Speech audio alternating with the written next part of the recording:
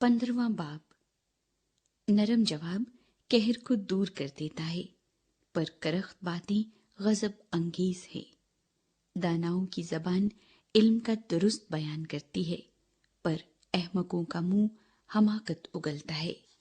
خداوند کی آنکھیں ہر جگہ ہیں اور نیکوں اور بدوں کی نگران ہے۔ صحت بخش زبان حیات کا درخت ہے، پر اس کی کج گوئی روح کی شکستگی کا باعث ہے۔ احمق اپنے باپ کی تربیت کو حقیر جانتا ہے، پر تنبیہ کا لحاظ رکھنے والا ہوشیار ہو جاتا ہے۔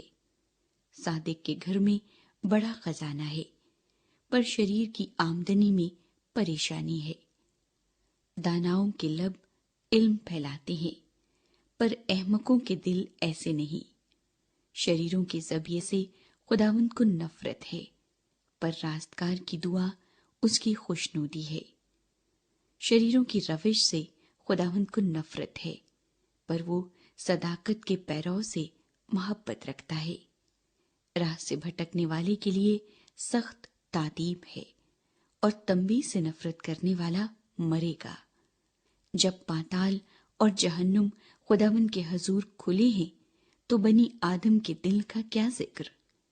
ٹھٹھا باز تنبیہ کو دوست نہیں رکھتا، اور داناؤں کی مجلس میں ہرگز نہیں جاتا۔ خوش دلی خندہ روئی پیدا کرتی ہے، پر دل کی غمگینی سے انسان شکستہ خاطر ہوتا ہے۔ صاحب فہم کا دل علم کا طالب ہے، پر احمقوں کی خوراک حماقت ہے۔ مصیبت زدہ کے تمام ایام برے ہیں، پر خوش دل ہمیشہ جشن کرتا ہے۔ تھوڑا جو خداوند کے خوف کے ساتھ ہو، اس بڑے گنج سے جو پریشانی کے ساتھ ہو بہتر ہے۔ محبت والے گھر میں ذرا سا ساگ پات عداوت والے گھر میں پلے ہوئے بیل سے بہتر ہے۔ غضبناک آدمی فتنہ برپا کرتا ہے، پر جو قہر میں دھیما ہے جھگڑا مٹاتا ہے۔ کاہل کی راہ کانٹوں کی آڑ سی ہے، پر راستگاروں کی روش شاہراہ کی مانند ہے۔ دانا بیٹا باپ کو خوش رکھتا ہے، پر احمق اپنی ماں کی تحقیر کرتا ہے۔ بے عقل کے لیے حماقت شادمانی کا باعث ہے، پر صاحب فہم اپنی روش کو درست کرتا ہے۔ صلاح کے بغیر ارادے پورے نہیں ہوتے، پر صلاح کاروں کی کثرت سے قیام پاتے ہیں۔ آدمی اپنے منہ کے جواب سے مسرور ہوتا ہے، اور باموقع بات کیا خوب ہے۔